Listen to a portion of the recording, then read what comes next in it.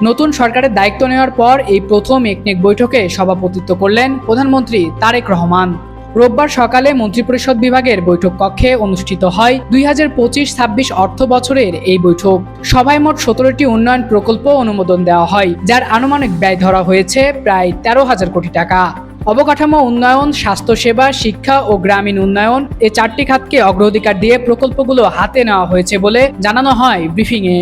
বৈঠকে প্রধানমন্ত্রী প্রকল্প গ্রহণ ও বাস্তবায়নের সর্বোচ্চ স্বচ্ছতা, ব্যয়ের দক্ষতা এবং নির্ধারিত সময়ের মধ্যে কাজ শেষ করার উপর বিশেষ জোর দেন। তিনি পরিষ্কার করে বলেন, অপ্রয়োজনীয় ব্যয়, ফাঁকফোকর আর সমন্বয়ের অভাব উন্নয়নকে ব্যাহত করবে। এজন্য দায়ীদের ছাড় দেওয়া হবে না। একনেক সভায় উপস্থিত ছিলেন অর্থ ও পরিকল্পনা, সড়ক পরিবহন, স্বাস্থ্য, শিক্ষা, স্থানীয় সরকার সহ বিভিন্ন মন্ত্রণালয়ের মন্ত্রী এবং সংশ্লিষ্ট ঊর্ধ্বতন কর্মকর্তারা।